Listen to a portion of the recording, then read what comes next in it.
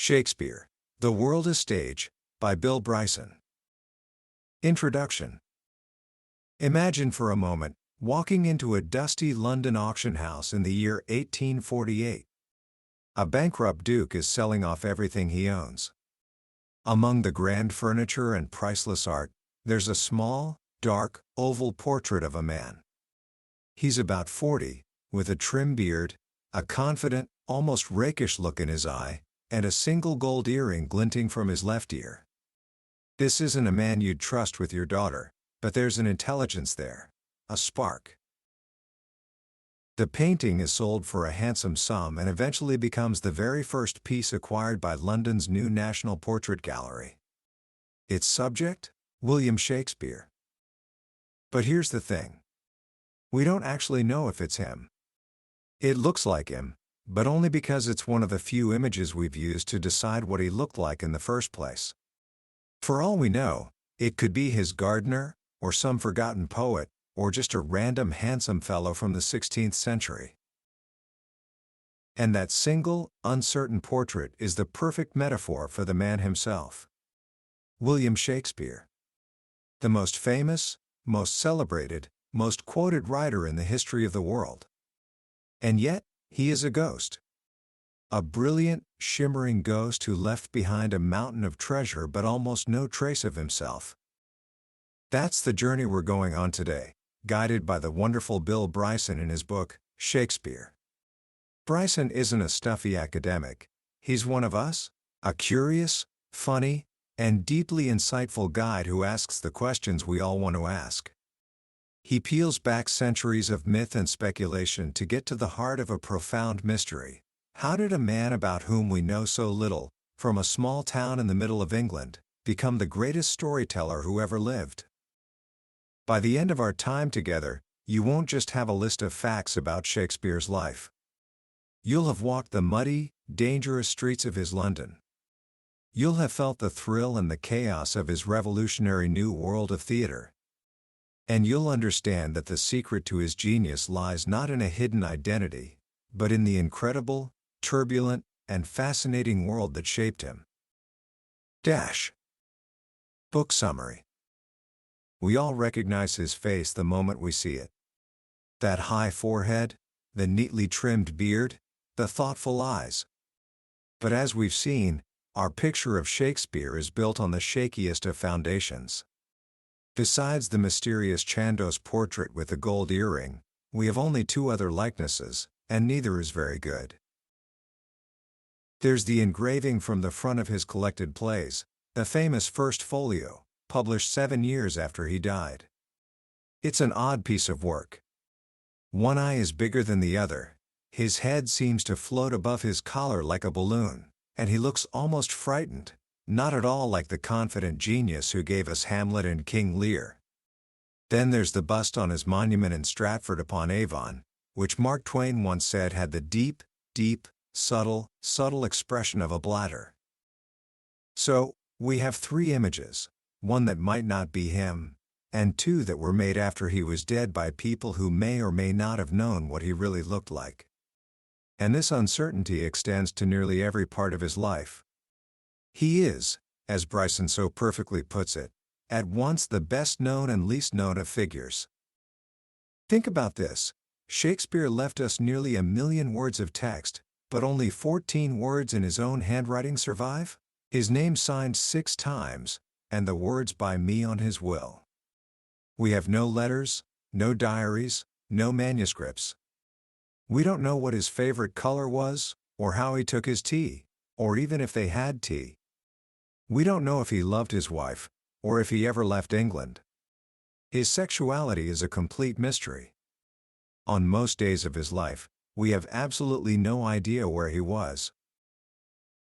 For 8 critical years, the years he went from being a husband and father in a small town to a successful playwright in London, he vanishes completely. We call them the lost years, because that's exactly what they are. He is like an electron, forever there and not there. To understand the man, we first have to understand the world that made him, and the world of 16th century England was a brutal, precarious, and terrifying place to be alive. When Shakespeare was born in 1564, England was a country haunted by death. The population was smaller than it had been 300 years earlier, constantly cut down by plagues. Just being a child was a death-defying act. Forget the plague for a moment. You also had to worry about smallpox, tuberculosis, scurvy, dysentery, and a whole host of fevers and fluxes. It was a rare child who knew all four of his grandparents. In a very real sense, Shakespeare's greatest achievement wasn't writing his plays, it was surviving his first year. Just months after he was born, the plague swept through his hometown of Stratford-upon-Avon. The parish register has a chilling note next to the name of a buried boy, Hic incepit pestis. Here begins the plague. 200 people in his small town died, 10 times the normal rate. One of the Shakespeare's neighbors lost 4 children. He survived. It was the first of many miracles. His world was also torn apart by religion. England was painfully switching from Catholic to Protestant, then back again. Depending on who was on the throne, you could be celebrated for your faith one day and burned at the stake for it the next. The new Protestant queen, Elizabeth I, was 30 years old when Shakespeare was born. In the eyes of Catholic Europe, she was a bastard and a heretic. Popes openly called for her assassination. She slept with a sword by her bed. This constant threat and turmoil created a fiercely patriotic, and often paranoid, England. Life was governed by strict rules. There were laws telling you exactly what kind of fabric you were allowed to wear based on your income. A man earning £20 a year could wear satin, but only in his jacket, not a full gown. And only knights could wear silk stockings. There were even rules about how many courses you could eat for dinner. This was the world that shaped John Shakespeare, William's father. He was a glover and leather worker in Stratford, a respectable trade. And for a time, he was a very important man. He rose through the ranks of local government, from ale taster, the guy who made sure no one was watering down the beer, to constable, and finally, to high bailiff, which was basically the mayor of the town. So young William grew up in a household of local importance. But there was another side to his father. Court records discovered centuries later show that John Shakespeare was also involved in some shady business. He was prosecuted for illegal wool trading and for usury, money lending at exorbitant rates, which was considered a vice most odious and detestable. He was lending out huge sums of money, taking enormous risks. And then, something went wrong. In 1576, when William was 12, his father abruptly withdrew from public life. He stopped attending town meetings and was even listed as missing church for fear of process for debt. The family's fortunes had crashed. Amidst this, young William was likely getting a top-notch education for the time at the local grammar school. The school day was brutal, 6 in the morning to 5 or 6 at night, 6 days a week, sitting on hard wooden benches. The curriculum was almost entirely Latin. Not just reading it, but memorizing it, reciting it, learning every rhetorical trick in the book. One of the main textbooks taught students 150 different ways to say thank you for your letter in Latin.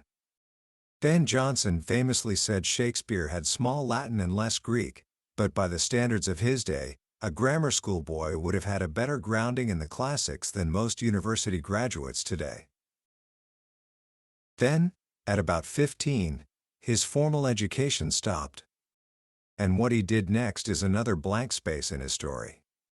But we do have one concrete fact. In November 1582, at the age of 18, he got married. And there was a rush. His bride was Anne Hathaway, a woman from a nearby village. We know 3 things about her for sure. She was 8 years older than him, she came from a well-off family, and when they got married, she was already 3 months pregnant. It wasn't unusual for a bride to be pregnant, but the speed of their marriage was. They paid a whopping £40 for a special license to get married with only one reading of the banns instead of the usual 3. That was a fortune, especially for a young man whose father was hiding from debt collectors. Whatever the reason, they were married, and 6 months later their first child, Susanna, was born. 2 years later, they had twins, Hamnet and Judith.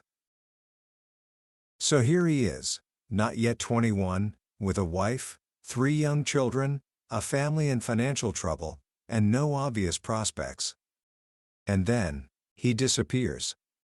For the next 8 years, from 1585 to 1592, the historical record is almost completely silent. This is the great void, the lost years. Where did he go? What did he do? The theories are endless. Some say he fled Stratford after being caught poaching deer from a local aristocrat's estate, though the estate didn't actually have a deer park at the time. Some say he worked as a schoolmaster in the country. One fascinating theory suggests he went to Lancashire in the north of England and lived with a prominent Catholic family, possibly as a tutor or actor. There's a record of a William Shakespeare in the household of a wealthy Catholic, and some tantalizing connections, but nothing solid. The truth is, we just don't know. All we know is that somehow, in those missing years, he made his way to London and transformed himself. By the time he reappears in the historical record, his life is already more than half over, and he's on the verge of becoming a star. The London that Shakespeare first encountered was a place of breathtaking wonder and horrifying squalor. It was one of the great cities of Europe, but life expectancy there was just 35 years. The city was a walled fortress of 448 acres, crammed with people. The streets were narrow, and the upper floors of the houses nearly touched, trapping the stench of refuse and open sewers below. But for a young man from the country, it must have been electrifying. This was a city where a single theater could hold more people than his entire hometown. The main highway was the River Thames, bustling with boats. Spanning it was the magnificent London Bridge, a city in itself, with over 100 shops and houses, some 6 stories high, teetering over the water. And at the Southwark end of the bridge, a gruesome welcome, the heads of executed traitors displayed on poles for all to see. This was also the dawn of a new age of entertainment. Theaters as we know them were a brand new invention. Before Shakespeare's time, actors performed in inn-yards or the great halls of nobles. The first real playhouse, the theater, was built in 1576, just outside the city walls in a district called Shoreditch. These theaters had to be built in the Liberties, areas outside the city's jurisdiction, which they shared with brothels, insane asylums, and smelly industries like tanning, which used vats of dog feces to soften leather. No one got to a play without encountering a good deal of odor. Going to a play was the great pastime of the age. For a penny, you could be a groundling and stand in the open yard in front of the stage. For another penny, you could get a seat in the galleries, and for a third, a cushion. There were no curtains, no lighting to distinguish night from day, and very little scenery. The magic had to be created with words alone. And no one did it better. In just 5 short lines at the start of Hamlet, Shakespeare establishes that it's a cold, dark night, that the speakers are guards, and that there is a terrible tension in the air. With just 15 words, he has the audience hooked. It was a brutal, relentless business.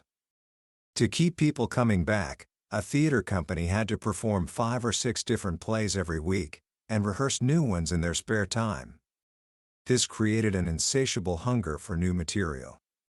And into this whirlwind stepped William Shakespeare. The first time we hear his name in the London theater world, it isn't in praise.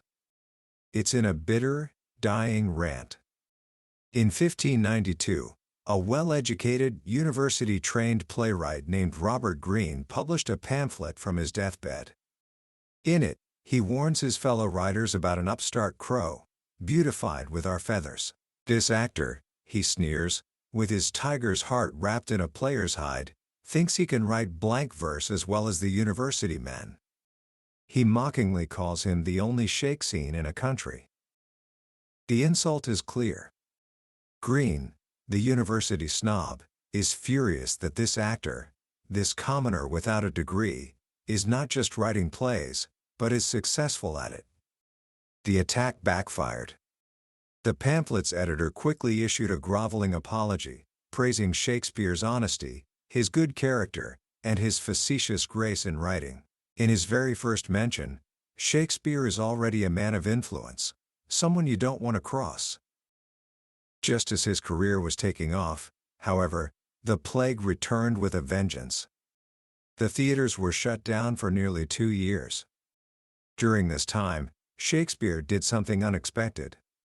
He turned to poetry. In 1593, he published a long, racy narrative poem called Venus and Adonis. He dedicated it, in the most flowery and flattering terms, to a beautiful, effeminate, 19-year-old aristocrat named Henry Wriothesley, the Earl of Southampton. The poem was a runaway bestseller, the greatest publishing success of his career. He followed it with another poem, The Rape of Lucrece, also dedicated to Southampton. The affection in these dedications, and the fact that many of his sonnets were addressed to a fair youth, has led many to believe that Southampton was the great love of Shakespeare's life. But we just don't know. He never dedicated anything to anyone ever again. When the theaters reopened in 1594, the landscape had changed. Many of the old acting companies had gone bankrupt. Shakespeare's greatest rival, the brilliant and violent Christopher Marlowe, was dead, stabbed through the eye in a tavern brawl at the age of 29. Out of the chaos, 2 major companies emerged, the Admiral's Men and a new group, the Lord Chamberlain's Men, featuring Shakespeare as its star playwright. He would spend the rest of his career with this one company, a stable, businesslike group of men who, unlike Marlowe, didn't get into deadly fights.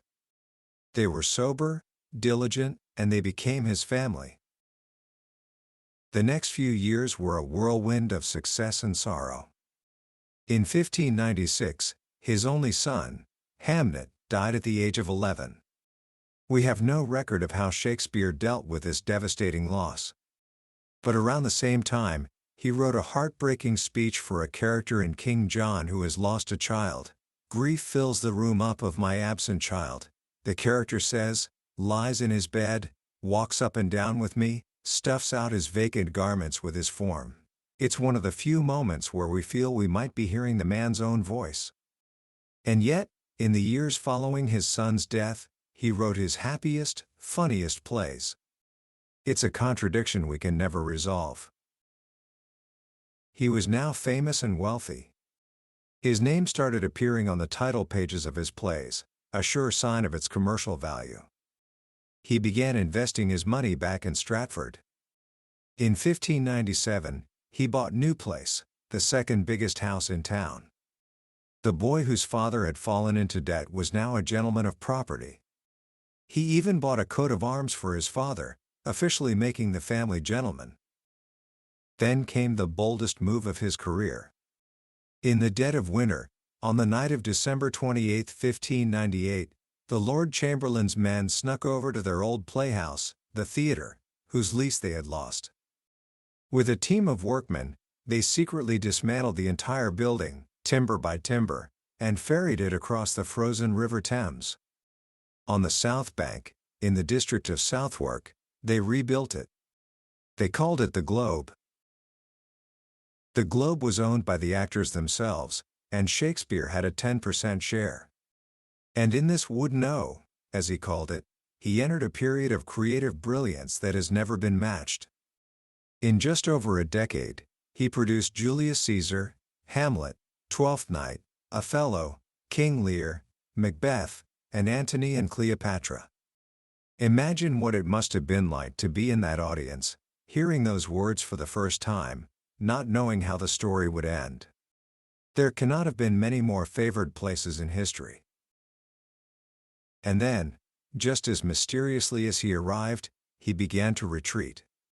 In his later years, he wrote less, collaborated more with other playwrights, and spent more time in Stratford. In March 1616, he was clearly unwell. He revised his will, his signature shaky and uncertain. It was a terrible time. His daughter Judith had just married a local man who was promptly charged with getting another woman pregnant. His brother-in-law died. Then, on April 23, 1616, his 52nd birthday by tradition, William Shakespeare himself died. The cause is unknown. His will is a dry, businesslike document. He left most of his considerable estate to his eldest daughter, Susanna. To his wife, Anne, he left just one thing, added as an afterthought between the lines, "my second best bed." Scholars have argued for centuries about what this meant. Was it an insult? Or was the second best bed their marital bed, a tender private memory? We will never know. And that could have been the end of the story. His plays could have been lost forever. In his time, plays were like scripts for a TV show. They belonged to the company, not the writer, and many were never printed. Of the roughly 3,000 plays staged in London during his era, 80% are now known only by their titles. But 7 years after his death, two of his old friends and fellow actors, John Hemmings and Henry Condell, did something heroic. They gathered up every script they could find, rough drafts, prompt books, and actors' copies, and published them in one giant volume. It was called Mr. William Shakespeare's Comedies, Histories, and Tragedies, but we know it as the First Folio. It was a messy, inconsistent book, full of typos and strange page numbering. But it was a miracle. For the first time, it put into print 18 of Shakespeare's plays, including Macbeth, Julius Caesar, The Tempest, and Twelfth Night. Without the tireless work of these two friends, we would have lost half of Shakespeare's work. They are the greatest literary heroes of all time. This brings us to the final mystery. The one that, despite all evidence, refuses to die. The belief that William Shakespeare of Stratford did not write the plays of William Shakespeare. The doubters argue that a man with only a grammar school education, from a provincial backwater, could not possibly have known so much about law, medicine, court life, and foreign countries. They insist the plays must have been written by someone else, a brilliant aristocrat who had to hide his identity. Over the years, more than 50 candidates have been proposed. The most popular are Sir Francis Bacon, the great philosopher and statesman, Christopher Marlowe, who supposedly faked his own death, and Edward de Vere, the 17th Earl of Oxford. The problem with all these theories is the same. There is not one single shred of evidence to support them. Not one document, not one letter, not one contemporary mention connecting any of these men to Shakespeare's plays. All we have is speculation, misstatement, and wishful thinking. The claim that Shakespeare never owned a book is a perfect example. We don't have proof he owned books, but we also don't have proof he owned pants. The absence of evidence is not evidence of absence. The case for Oxford is particularly weak. He was a violent, arrogant, and widely disliked man, hardly the voice of deep human compassion we hear in the plays. And most damningly, he died in 1604, long before plays like The Tempest and Macbeth were written, which contain clear references to events that happened after his death. The truth is, the plays are filled with clues that point directly to a boy from Stratford. They are packed with detailed, expert knowledge of the leather trade, his father's profession. They are rich with rural imagery, like a reference to dandelions as golden lads before they go to seed and become chimney sweepers. That would be second nature to a country boy, but utterly foreign to a courtier. Yes, it is an amazement to think one man could have produced such a body of work. But that is the nature of genius. It doesn't follow the rules. It comes from unexpected places. The evidence doesn't point to a conspiracy or a cover-up. It points to a man from a middle-class background, with a good education, an unparalleled gift for language, and an ambition that drove him from a small town to the heart of a cultural revolution. He was the right man, in the right place, at the right time. And William Shakespeare of Stratford was unquestionably that man. Commentary. So, what do we take away from all this?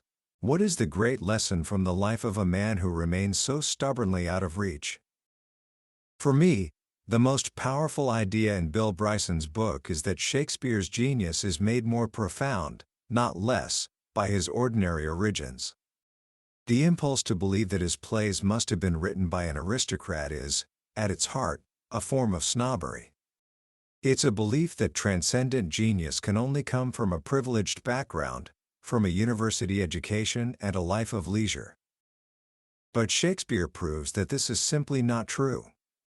He shows us that greatness can emerge from anywhere. It can come from a small market town, from a family struggling with debt, from a man who never went to college but who possessed an incredible assimilative intelligence, a mind that could absorb everything around him, from the stories in books to the chatter in taverns, and transform it into poetry. He didn't need to be an expert in law to write about justice. He needed to be an expert in humanity. The second powerful lesson is about the importance of context. We can't truly appreciate what Shakespeare accomplished without understanding the world he navigated. This wasn't a world of quiet libraries and scholarly reflection. It was a world of plague, poverty, and political terror. His London was a loud, smelly, violent, and exhilarating city. His theater was a brand new, chaotic, and fiercely competitive industry. He wasn't writing for posterity, he was writing for yesterday's deadline, for a demanding audience that could just as easily be entertained by a bear being torn apart by dogs. When you see his work through that lens, his achievement becomes even more staggering. He wasn't just a poet, he was an entrepreneur, an actor, a businessman, and a survivor. So, how can we bring a little of this into our own lives? First, experience his work as it was meant to be experienced. Don't just read a play in a book. Find a performance. Watch it on stage, or even watch a good film version. These stories were written to be seen and heard, to be felt in a crowd. You'll discover a life and an energy in them that you can never find on the page alone. Second, embrace the mystery. The fact that we know so little about Shakespeare the man forces us to focus on what truly matters, the work itself. His personal life is a blank canvas onto which we can project our own hopes, fears, and dreams. The plays and poems don't belong to him anymore. They belong to us. They are a timeless inheritance, a conversation with humanity that has been going on for over 400 years. Ultimately, Bryson's book reminds us that the search for the real Shakespeare is, in many ways, a search for ourselves. His characters, Hamlet, Rosalind, Macbeth, are so complex, so contradictory, so deeply human, because he understood that we are all a collection of beautiful, messy, and unresolved mysteries. And in the end, that's a far more profound truth than any historical fact could ever be. That was a summary of Shakespeare by Bill Bryson. We've touched on the key stories and ideas today, but believe me when I say, a summary is just the appetizer. The real feast happens when you read the book for yourself. It's in the way Bryson tells a story, the funny little details he unearths, the way he makes a world from 4 centuries ago feel so alive. This summary is here to help you decide if this journey is one you want to take. If anything we've talked about has sparked your curiosity, I can't recommend it enough. Reading it isn't just about learning facts, it's an adventure that will change how you see the most famous writer who ever lived. The link to the book is in the description below. Also, if you found this exploration valuable, it would mean the world to me if you'd hit that like button and subscribe to the channel. That way, You won't miss our next deep dive into another incredible book. Let's keep exploring the greatest ideas together.